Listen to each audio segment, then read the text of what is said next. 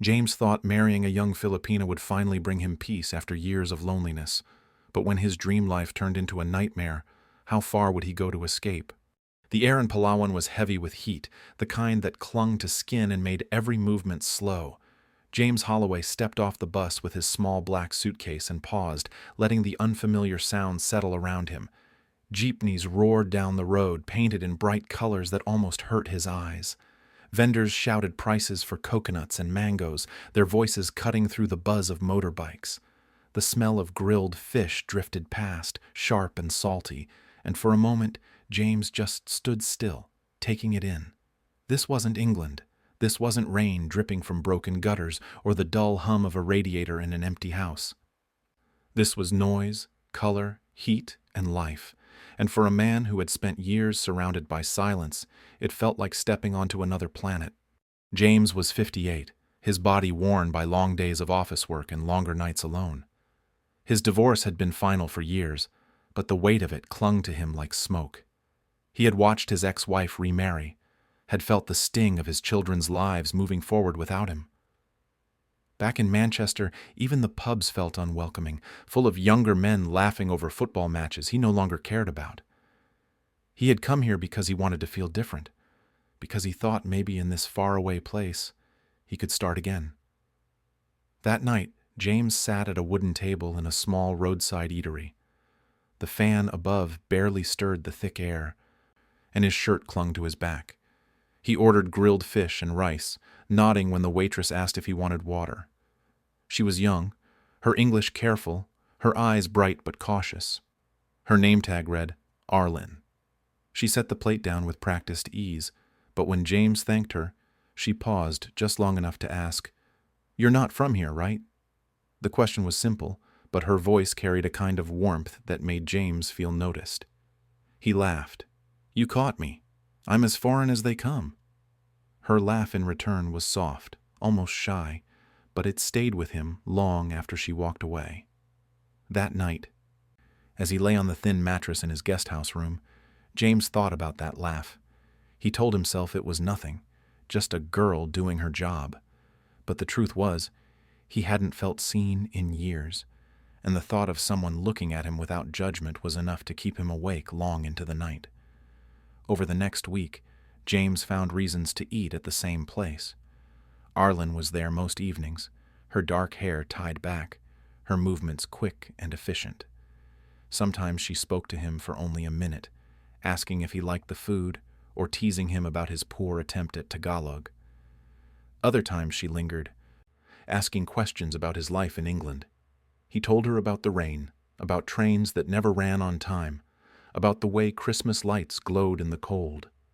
She listened with genuine curiosity, her eyes widening as if the world he described was from a storybook. One evening she pulled out the chair across from him and sat down. "Do you like our town?" she asked. James nodded. "It feels alive. Back home, everything feels gray." Arlen tilted her head thoughtfully. "Here, even if life is hard, people keep smiling. Maybe that's why foreigners like it." Her words echoed in his mind long after she left. He realized she wasn't just making small talk. She had a way of speaking that felt honest, and for James, honesty was rare. But questions lingered at the edges of his thoughts. Why would a woman like her spend time with a man twice her age? Why did her eyes sometimes carry a shadow when she spoke of her family? Each answer she avoided only deepened the mystery, and curiosity is a dangerous thing. One night after a sudden rainstorm, James found Arlen standing under an awning, her yellow dress clinging to her as water dripped from the roof. Without thinking, he offered her his jacket. She smiled, pulling it around her shoulders. "Thank you, James," she said, her voice softer than the rain. It was the first time she had used his name. The sound of it filled him with something he hadn't felt in years. Hope. But hope can be a trap when it blinds you to the questions you're too afraid to ask. The following days blurred into a pattern. James waited for her, and she appeared. She laughed at his clumsy jokes, corrected his pronunciation, and told him about the town's festivals and stories. Yet she still kept parts of herself hidden, steering conversations away from her family or her past. Each time, James let it go. He told himself that in time, she would open up. That love was built slowly, but love built on half-truths carries cracks from the beginning, and cracks, no matter how small, spread when you least expect them. James moved into a small apartment above a shop on a busy street, and Arlen became a part of his daily life. The sound of tricycles rattling past their window became his new alarm clock. At night, karaoke songs floated in from the street below, off-key voices belting out heartbreak ballads. It was noisy, chaotic, but James found comfort in it. The silence that once haunted him was gone. Arlen slipped into his life with ease. She cooked breakfast in the mornings, frying rice with garlic until the smell filled the room. She laughed at his struggles with chopsticks, teased him about the way he wrinkled his nose at fish sauce. She was gentle when she corrected his Tagalog, patient when he practiced. Her presence filled spaces he hadn't realized were empty. But not everything was light. One evening, Arlen came to him with tears in her eyes. "My mother is sick," she whispered, her voice trembling. "She needs medicine. I don't know how to help." James didn't think twice. "How much do you need?" he asked. She hesitated, shaking her head. "It's too much. I can't ask." "You don't have to ask," James said, his voice firm. "We'll take care of it." He wired the money that night, telling himself it was love, not charity. When Arlen hugged him, pressing her face into his chest, he felt a swell of purpose he hadn't felt in years. He was needed. And for a man who had spent years feeling invisible, that was enough. Days turned to weeks. Arlen quit her job, saying she wanted to focus on caring for her mother and for him. She moved in fully, her belongings tucked neatly into the corner of the apartment. She sang while folding laundry, hummed while sweeping the floor. For a time, James believed he had found what he came for. But small details gnawed at him. Arlen's cousins came often, borrowing money, asking favors, taking items that never returned. Strangers in the market greeted her warmly, men he had never seen before, men who avoided his eyes. At night, he noticed the glow of her phone as she typed quickly, smiling at something he couldn't see. When James asked, she brushed it off. "Family helps family," she said. Or, "It's just a friend." He wanted to believe her. He told himself trust was the foundation of love. Yet trust without proof is fragile, and each unanswered question felt like a weight pressing down. One morning, James woke to find Arlen scrolling her phone, laughing at a message. She quickly turned the screen away. He said nothing, but inside, the unease grew. Later that day, as he walked by the pier, the sea stretched endlessly before him, the horizon blurred with haze. He asked himself what he was truly chasing. Was this love, or was it his fear of being alone dressed up as romance? A fishing boat groaned against its ropes, and James thought of himself, tied by something he didn't fully understand. He told himself it was just doubt, just the voice of a man afraid to be happy. But deep inside, another voice whispered a different truth. What if he wasn't building a life here? What if he was building his own prison? The wedding was not what James had once pictured. No white dress, no church bells, no proud children standing by his side. Just a small city hall office with flickering fluorescent lights, 2 witnesses from Arlen's family, and a judge who hurried through the vows as if reading a shopping list. When James signed his name on the paper, his hands trembled, though whether from nerves or excitement he could not say. Arlen smiled faintly as she slipped the ring on his finger, her touch light, almost distant. He told himself it was nerves, that love did not need grand ceremonies. The bond was what mattered, not the spectacle. But bonds have a way of tightening. After the wedding, James expected closeness. Instead, he felt the space between them growing wider. Arlen seemed distracted, often leaving without telling him where she was going. She laughed on her phone late at night, a sound that should have been comforting but instead stirred something unsettled in his chest. When he suggested bringing her to England, Her face lit with surprise. "That would be amazing," she said, her voice carrying a hint of disbelief. They began the visa process, but weeks later, the rejection arrived. "Insufficient documentation," the letter explained. James tried again, gathering every paper he could, but the outcome was the same. It was then he made a choice. Instead of bringing her to his world, he would stay in hers. The decision felt noble at the time, a gesture of love and commitment. But slowly, it began to cost him. His savings, once a cushion of safety, thinned as months stretched into years. The life he had planned after retirement was bleeding into a life of uncertainty, and uncertainty can become fear when shadows begin to lengthen. The first real crack appeared on a quiet Tuesday night. Arlen had left her second phone on the table, its screen glowing faintly in the dark. James reached for it, telling himself he only wanted to be sure, only wanted to ease his doubts. The lock code was simple, and within moments the truth revealed itself. Messages filled the screen, photos, words of love and longing, not for him, but for a man in Dubai. A man who called her babe, who asked about the money she received, who spoke of plans once she was free. James's own name appeared in the threads, marked with a word that hollowed him out: target. He set the phone down with shaking hands, his chest tight. The room, once filled with the scent of garlic and rice, now smelled of betrayal.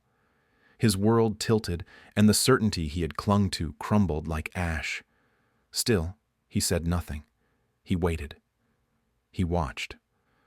Arlen carried on as if nothing had changed, her laughter echoing through the apartment while James lay awake in silence. Every touch felt colder, every word felt rehearsed. Then came the night when Arlen's uncle arrived with 2 local officials. Their expressions were stern, their words sharp. They accused James of mistreating his wife, of leaving marks on her arms. James stammered protests, but the men's voices only grew louder. He noticed the way Arlen stood back, her eyes lowered, saying little, but not denying.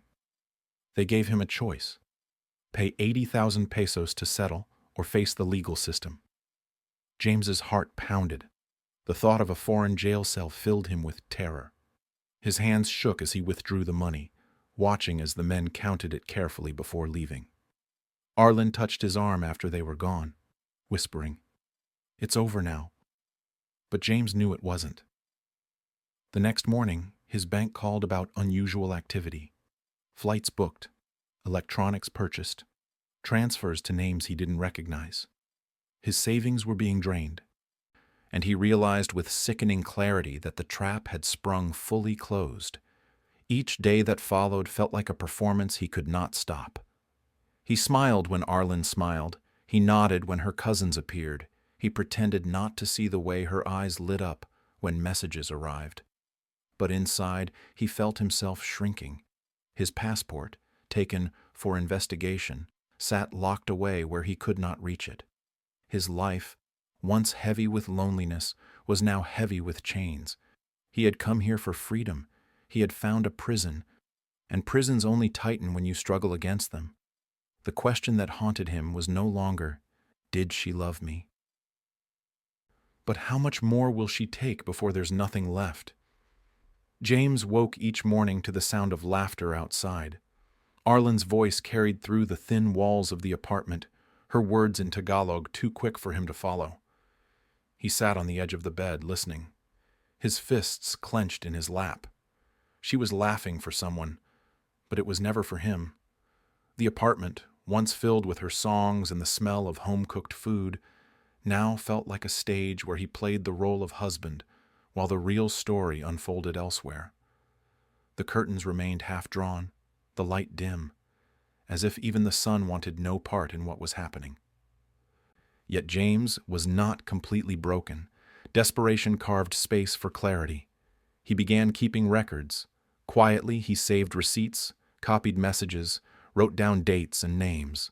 When Arlen stepped out, he photographed the second phone's contents, each image a piece of a puzzle that painted a picture darker than he wanted to believe. One evening, he sat with her as she scrolled her phone. "Who are you talking to?" he asked, his voice steady but his heart pounding. "Just a friend," she replied without looking up. James forced a smile. "Funny how friends call you babe." Her eyes flicked up, sharp, but she said nothing. Silence hung heavy, broken only by the buzzing of the ceiling fan. The days stretched on. The officials who had once threatened him returned, demanding more money for new complaints. His embassy visits offered sympathy but little immediate help. Each step forward was met with walls he could not climb, but the walls could not keep him from seeing. One night he followed her from a distance, slipping through the crowded streets where neon lights flickered above open-air bars. He watched her meet a man near the plaza, her smile wide, her hand brushing against his as they leaned close. The betrayal was no longer whispers on a screen. It was alive in front of him. James did not confront her that night. He turned back, the weight in his chest almost unbearable. He knew now that the nightmare would not end with a confession or an apology. It would end only when he chose to step out of it. The climax came quietly. At the same guest house where he had first met her, James sat in the same plastic chair, the smell of fried fish in the air. The evening light painted the street gold. He watched as Arlen walked in with another man, her laughter bright, her hand slipping into his as if James had never existed. For a moment, James felt the urge to rise, to shout, to demand answers. But then he realized there was nothing left to demand. The fantasy was dead. The truth had been there all along, waiting for him to accept it. He stood, left some pesos on the table, and walked out. Weeks later, he boarded a plane with a carry-on bag and little else. The savings he had once trusted were gone, his bank account scarred, his faith in love shaken.